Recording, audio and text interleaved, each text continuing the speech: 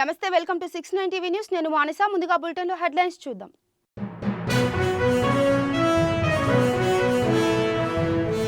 కాంగ్రెస్ ప్రభుత్వ ఏడాది పాలనలో ప్రజలెవరూ సంతోషంగా లేరు. నేను కొడితే మామూలుగా ఉండదు, గట్టిగా కొట్టడం నాకు అలవాటన్న కేసీఆర్.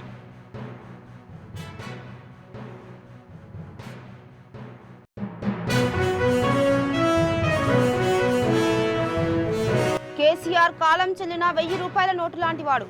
ఫామ్ హౌస్ లో ఉండి స్టోరీలు చెప్పొద్దు, అసెంబ్లీకి వచ్చి మాట్లాడాలన్న సీఎం రేవంత్.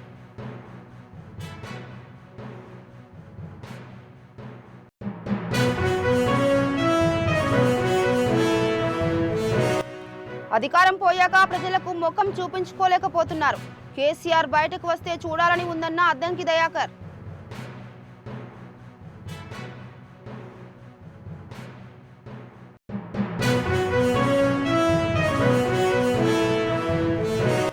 బీఆర్ఎస్ హయాంలోనే నది జలాలపై అన్యాయం జరిగింది. ఎమ్మెల్సీ కవితకు కౌంటర్ ఇచ్చిన ఎంపీ చామల కిరణ్ కుమార్ రెడ్డి.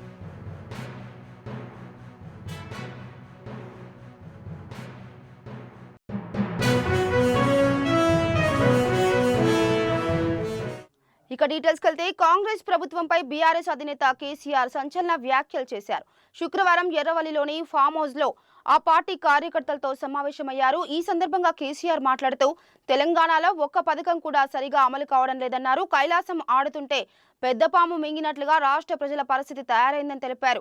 మళ్లీ కరెంటు కోతలు, మంచినీళ్ల కరువు కనిపిస్తుందని ఆరోపించారు. ప్రజలు ప్రశ్నిస్తే కేసులతో కేసులు పెట్టించి వేధిస్తున్నారని కీలక వ్యాఖ్యలు చేశారు. ఓట్ల కోసం కాంగ్రెస్ ముస్లింలను వాడుకుంటోందని ఆరోపించిన కేసీఆర్ ఇక లాభం లేదు, ప్రత్యక్ష పోరాటం చేయాల్సిన అనివార్య పరిస్థితులు ఏర్పడ్డాయని తెలిపారు. నమ్మి ఓట్లు వేస్తే మంచి గుణపాఠం చెప్పారని తెలిపారు. చారిత్రక సందర్భంలో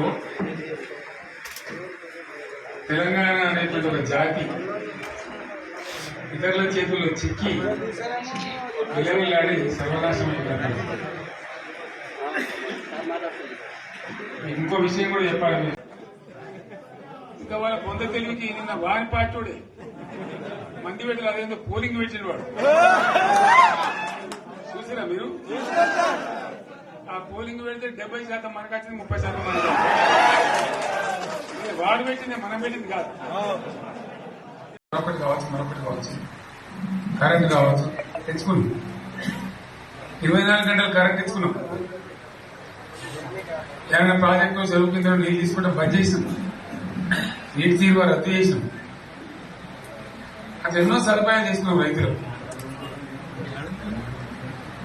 బాగా జరుగుతుంది. అప్పుడప్పుడు ఏమైతే బీఆర్ఎస్ అధినేత మాజీ సీఎం కేసీఆర్ కు ముఖ్యమంత్రి రేవంత్ రెడ్డి స్ట్రాంగ్ కౌంటర్ ఇచ్చారు. రంగారెడ్డి జిల్లా మొగిలిగిద్ద ప్రభుత్వ ఉన్నత పాఠశాల వార్షికోత్సవం కార్యక్రమానికి రేవంత్ రెడ్డి ముఖ్య అతిథిగా హాజరయ్యారు. ఈ సందర్భంగా ఆయన మాట్లాడుతూ ప్రజలు ఓడించి ఫామ్ హౌస్ కు పరిమితం చేసిన కేసీఆర్ లో అహంకారం తగ్గలేదని మండిపడ్డారు. ఫామ్ హౌస్ లో ఉండి స్టోరీలు చెప్పొద్దని సీరియస్ అయ్యారు. అసెంబ్లీకి వస్తే ప్రభుత్వం ఏం చేస్తుందో చెబుతామని అన్నారు. ప్రజలు 10 ఏళ్లు అధికారం ఇస్తే గుమ్మి కింద పందికొక్కుల్లా మిగులు బడ్జెట్ ను మింగేశారని ఆరోపించారు. అబద్దాల వల్లనే గత అసెంబ్లీ ఎన్నికల్లో బీఆర్ఎస్ ఓడిపోయిందని, పార్లమెంట్ లో గుండు సున్నా వచ్చిందని ఎద్దేవా చేశారు. ఉద్యోగాలు మొదటి సంవత్సరంలోనే 55,143 ఉద్యోగాలు ఇచ్చిన చరిత్ర మాది. వీటన్నిటి మీద నీకు చిత్తశుద్ధి ఉంటే, నీ నాయకత్వం మీద నీకు నమ్మకం ఉంటే నువ్వు రా అసెంబ్లీలో. ఈ వివరాలన్నీ అసెంబ్లీలో పెడతా, చర్చ చేద్దాం. ఆయన కొడితేనంట బలంగా కొడతాడంట. సరిగ్గా నిలబడేది నేర్చుకొని ఆయన కట్టె లేకుండా. నీ పరిస్థితి ఎట్లుందో తెలంగాణ సమాజానికి తెలియదా?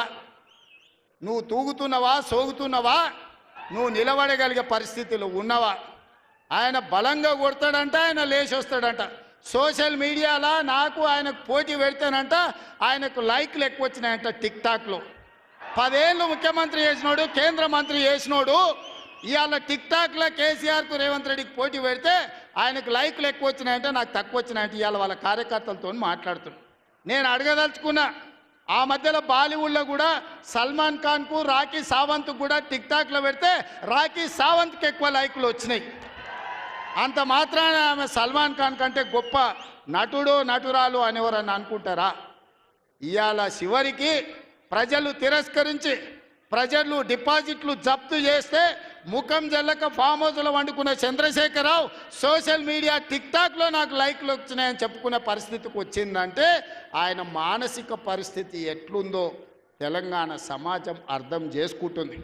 పెద్ద మనిషి ఆయన వయసులో, నేనేం కాదంటలేను.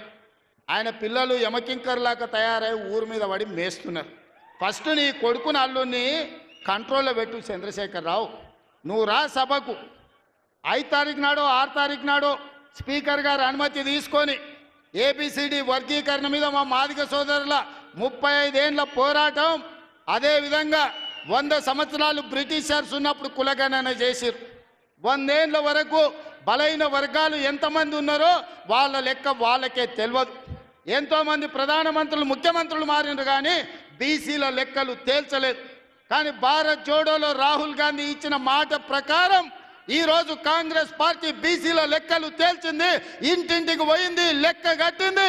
రాబోయే 2 తారీఖు నాడు బీసీ కులగణన నివేదిక రాబోతుంది. అదేవిధంగా మాదిగల వర్గీకరణ మీద కూడా జ్యుడిషియల్ కమిషన్ నివేదిక ఇవ్వబోతుంది. ఫిబ్రవరి 1వ వారంలో అసెంబ్లీలో బీసీ కులగణన మీద, అదేవిధంగా మాదిగల వర్గీకరణ మీద సభను పెట్టబోతున్నాం. నీకు చేతనైతే చిత్తశుద్ధి ఉంటే సభకు రా, చర్చ చేద్దాం. నువ్వా మేమా తేల్చుకుందాం.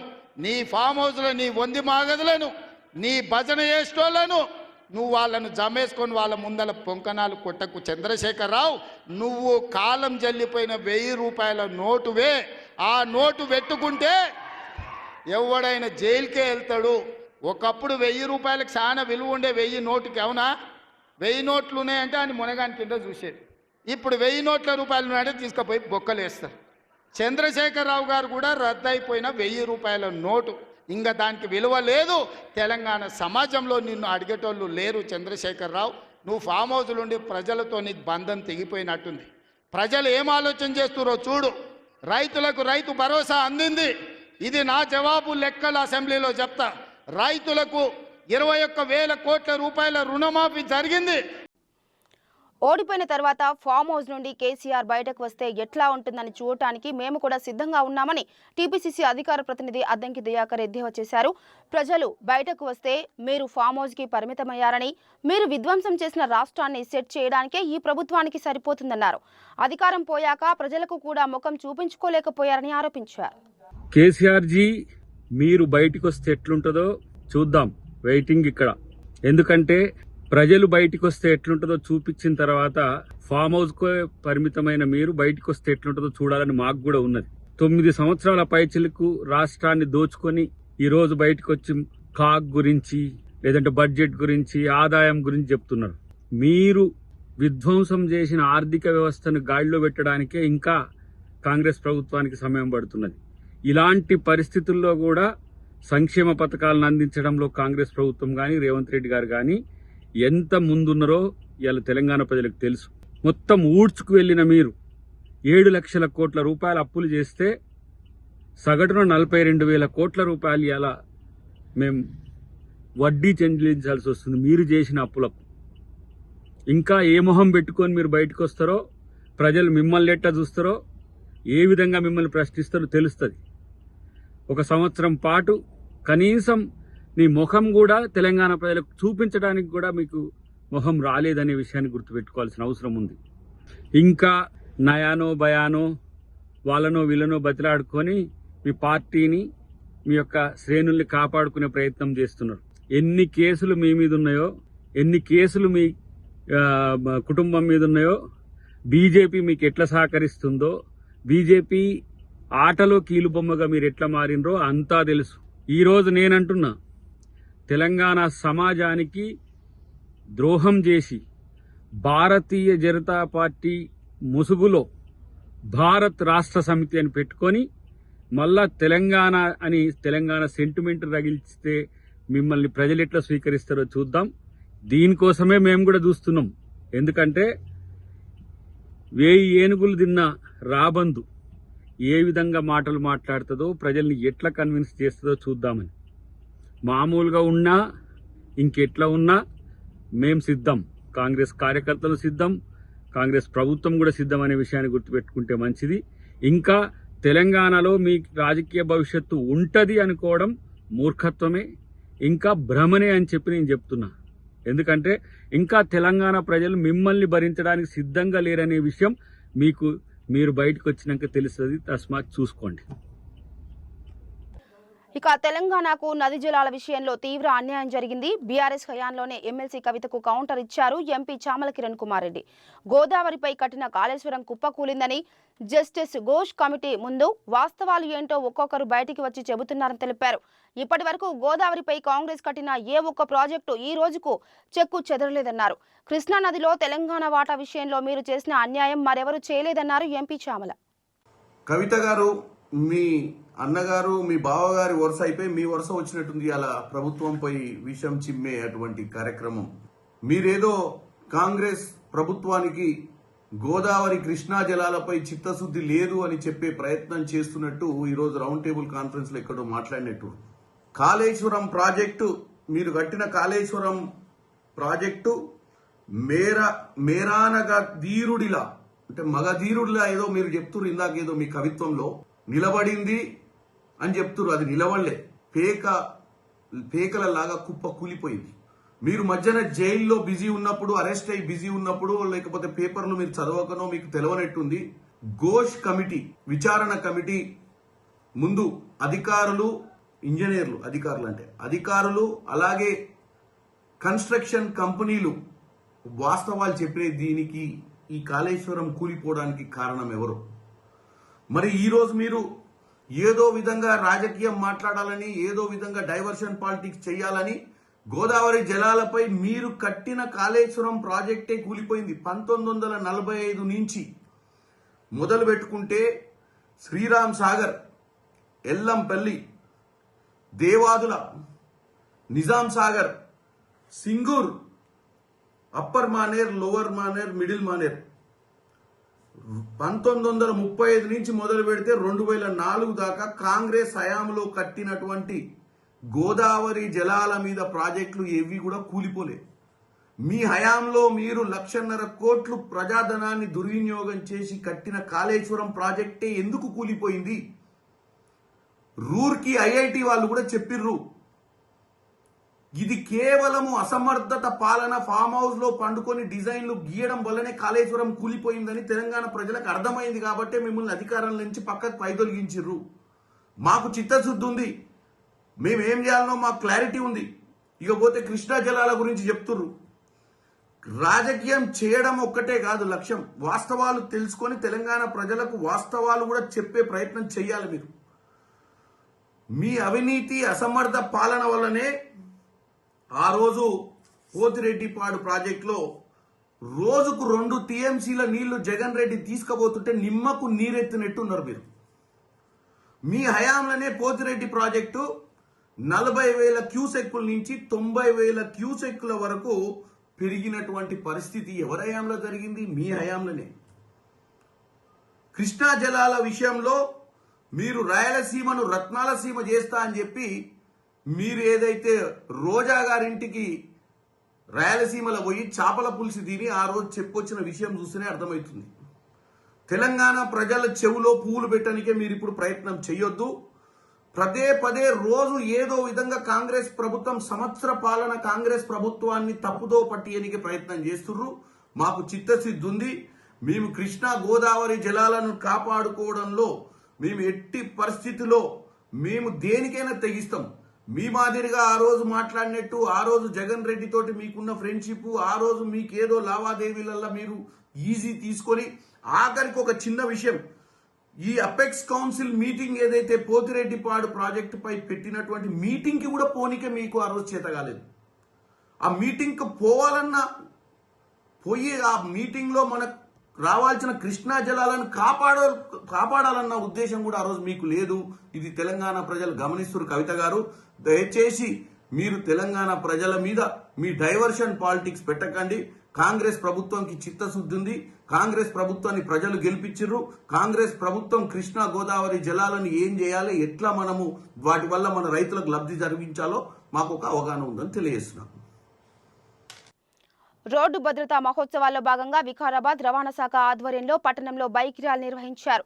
స్పీకర్ గడ్డం ప్రసాద్ ముఖ్య అతిథిగా పాల్గొన్న ఈ కార్యక్రమంలో జిల్లా collector Prateek Jain, SP Narayanareddy, RTO Venkatareddy పాల్గొన్నారు. ద్విచక్ర వాహనదారులు ప్రతి ఒక్కరూ హెల్మెట్ ధరించాలని, మద్యం సేవించి వాహనాలు నడపరాదన్నారు. మనం బాగుంటేనే మన కుటుంబాలు బాగుంటాయని ఈ సందర్భంగా ఆయన తెలిపారు. మైనర్ పిల్లలు వాహనాలు నడిపితే వారి తల్లిదండ్రులపై చర్యలు తీసుకోవాలని తెలిపారు.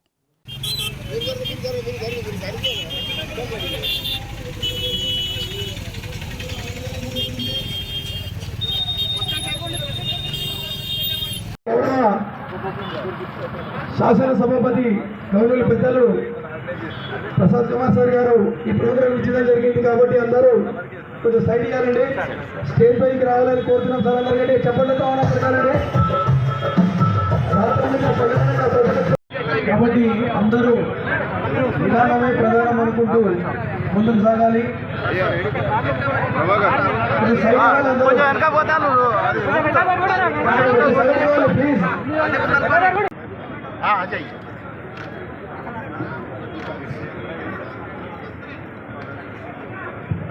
రోడ్లు అభివృద్ధికి ప్రతీకలు.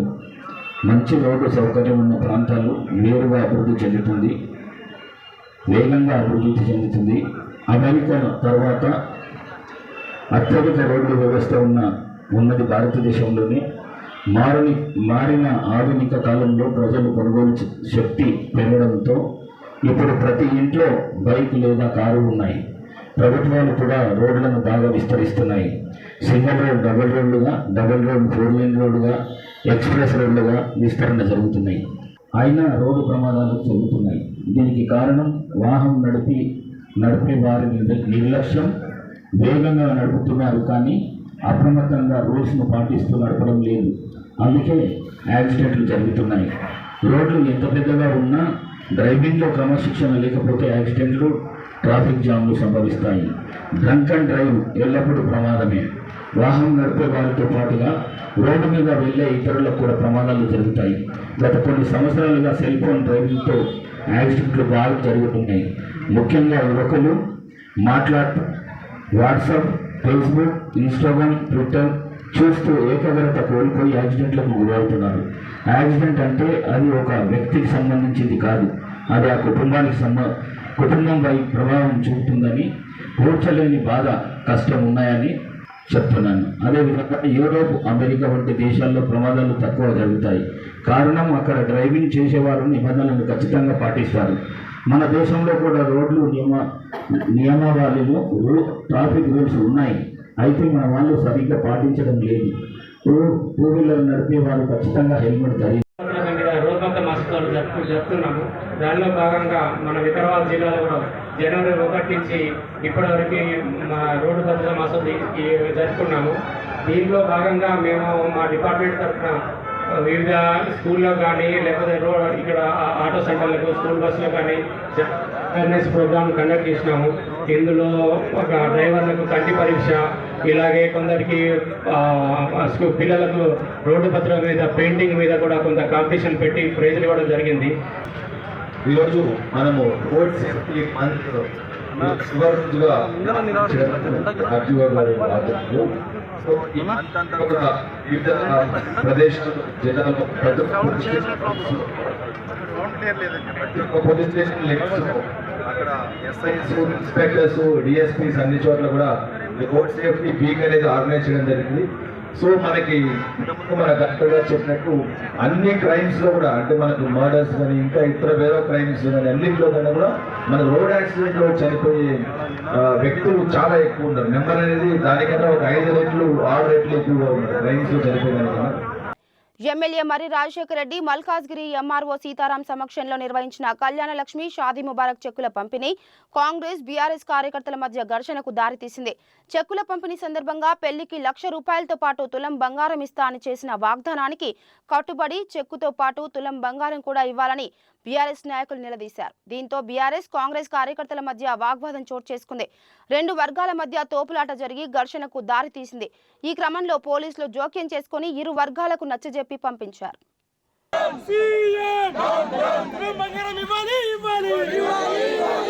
देखो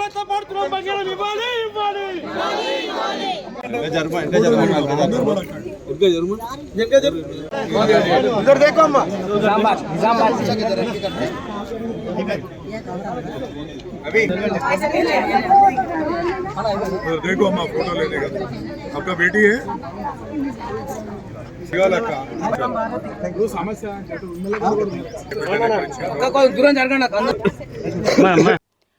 ఇక యూనివర్సిటీలలో అధ్యాపకుల వయో పరిమితిని 60 నుండి 65 పెంచడాన్ని స్వాగతిస్తున్నామని Telangana all university teacher association అధ్యక్షుడు ప్రొఫెసర్ మల్లేశం అన్నారు.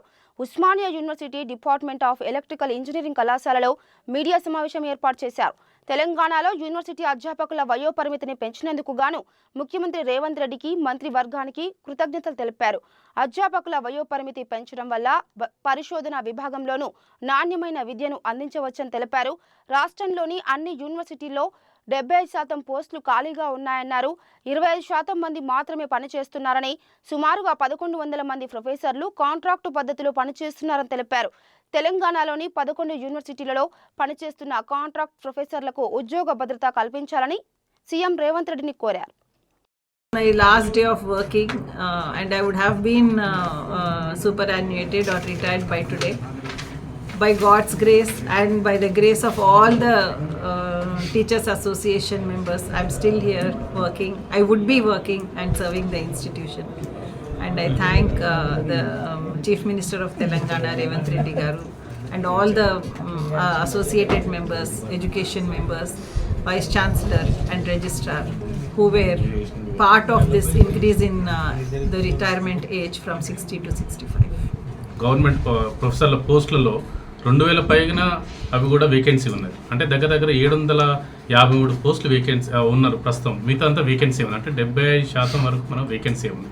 సో అలాంటి ఇంకా ఈ ఫర్దర్ చేసుకుంటూ పోతుంటే యూనివర్సిటీల పరిస్థితి చాలా అధ్వానంగా అవుతుంది. మేము చాలా బాధపడుతున్నాం. ఎప్పటి నుంచో మేము దీని గురించి రిప్రజెంట్ చేయడం జరిగింది.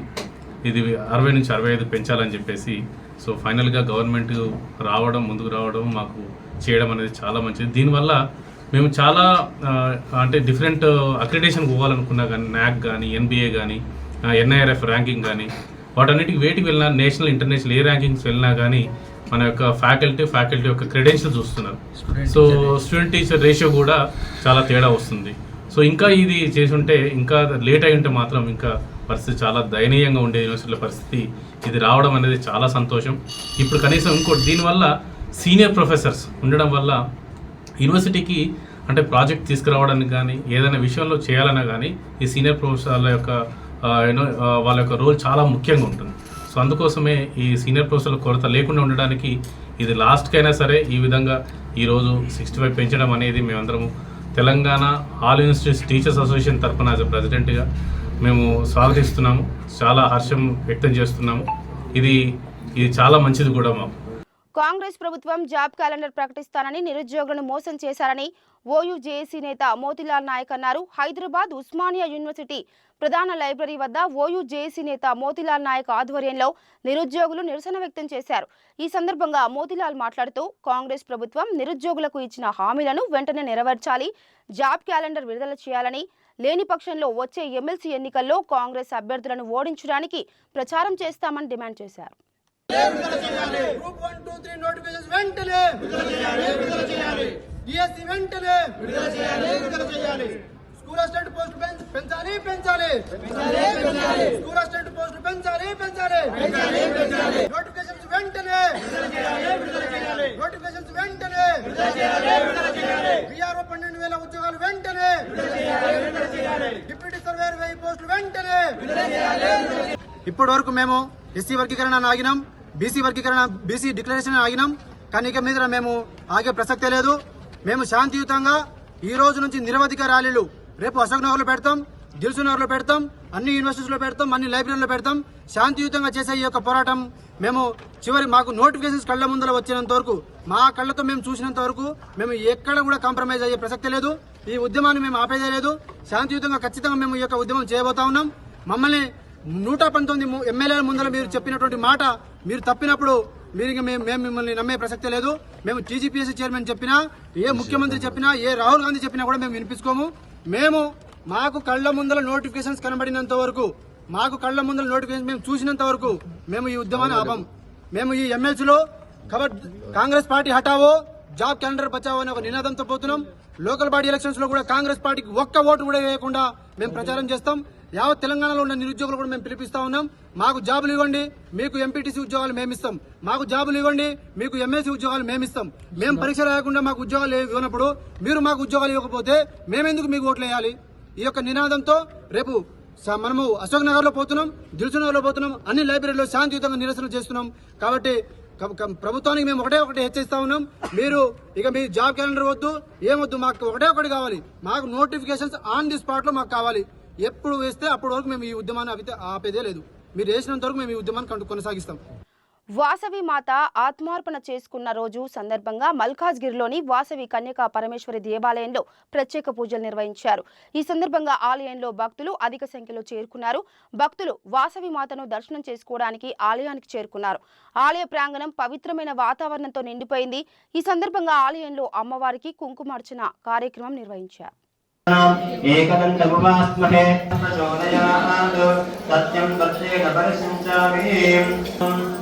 చేయగలుగుకోండి. చేతులు మళ్ళీ కొద్ది అక్షత పట్టుకోండి. ఓం శివ శివ శంభోరాజ్ఞే మహిమస్మృతమన్వంతరే కలియుగే ప్రథమ పాదే జంబూ ద్వీపే మహాక్షత్రస్య వాయువ్యప్రదేశే ఉత్తరాయణే శిశిర ఋతౌ మాఘమాసే శుక్లపక్షే విధియా శుభహితో వాదరస్తు వాదరః భృగువాదరః ధనిష్టా శుభనక్షత్రే శుభయోగే శుభకరణే ఏవం వరవిశేషణమశిష్టాయాం అస్యాం శుభహితో అస్య జమానస్య శ్రీమాన్ శ్రీమతః. ఈరోజు మల్కాజ్గిరిలో ఆర్యవైశ్య సంఘం ఆధ్వర్యంలో కన్యకా పరమేశ్వరి దేవుని సన్నిధిలో అమ్మవారి ఆత్మార్పణ దినోత్సవం సందర్భంగా ఇక్కడ మా ఆర్యవైశ్య బృందు బిడ్డలందరూ ఇక్కడ ఏకమయ్యాం. అదేవిధంగా ఈరోజు మార్నింగ్ 108 లీటర్ల పాలతోటి అమ్మవారికి అభిషేకం చేసుకున్నాం. తర్వాత కుంకుమార్చన జరుగుతూ ఉంది. దీని తర్వాత అమ్మవారిని శాంతింపజేసే విధంగా మేము పూజలు చేసుకొని వీఐపీ విరామ సమయంలో తిరుమల శ్రీవారిని నటుడు విశ్వక్సేన్ దర్శించుకున్నారు. టీటీడీ అధికారులు ఆయనకు స్వాగతం పలికి దర్శన ఏర్పాట్లు చేశారు. అనంతరం మీడియాతో మాట్లాడిన విశ్వక్సేన్ లైలా చిత్రం ఫిబ్రవరి 14న విడుదల కానున్న సందర్భంగా శ్రీవారిని దర్శించుకున్నట్లు తెలిపారు. అద్భుతమైన స్వామివారి దర్శనం అయింది. సో నాకు ప్రతి సినిమాకి ముందు అలవాటు కొంటే ఇక్కడ నైట్ అల్పిరి ఎక్కువ వచ్చి మార్నింగ్ చాలా బ్రహ్మాండమైన దర్శనం అయింది. సో 14 రిలీజ్ కాబట్టి మళ్ళీ రిలీజ్ తర్వాత కూడా లైలాకి రావడం జరుగుతుంది. నెక్స్ట్ ప్రస్తుతం అయితే 14 లైలా రాగానే అది వారం కాగానే నెక్స్ట్ ప్రాజెక్ట్ ఏదైనా చేస్తాం. నెక్స్ట్ సీతారాలు ఫంకీ అని ఉంది ప్రస్తుతం. లైలానా సార్ కుటుంబ సమేతంగా వచ్చి ఎంజాయ్ చేసే మంచి కామెడీ సినిమా. డెఫినెట్లీ అమ్మాయి వేషం వేయడం అనేది కెరియర్లో one of the special film. Definitely కుటుంబం అంతా వచ్చి ఎంజాయ్ చేసే మంచి ఫ్యామిలీ ఎంటర్టైనర్ ఉంటుంది. సో ఈరోజు ఇక్కడ రత్తమ్మ అనే సాంగ్ మన ఎస్వి కాలేజ్లో రిలీజ్ చేస్తున్నాము. ఫోక్ సాంగ్ 6వ తారీఖు ట్రైలర్ వస్తుంది. ఇక బులెటిన్ ముగించే ముందు హెడ్లైన్స్ మరోసారి.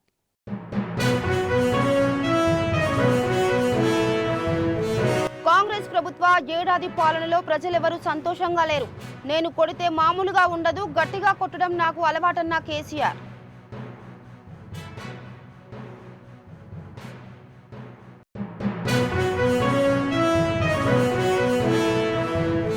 కేసీఆర్ కాలం చెల్లిన 1000 రూపాయల నోటు లాంటివాడు.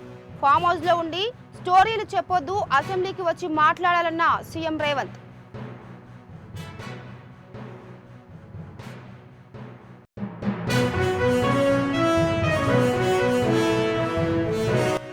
అధికారం పోయాక ప్రజలకు ముఖం చూపించుకోలేకపోతున్నారు. కేసీఆర్ బయటకు వస్తే చూడాలని ఉందన్న అద్దంకి దయాకర్.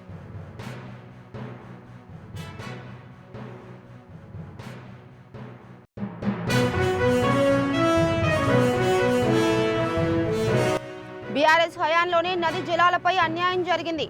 ఎమ్మెల్సీ కవితకు కౌంటర్ ఇచ్చిన ఎంపీ చామల కిరణ్ కుమార్ రెడ్డి.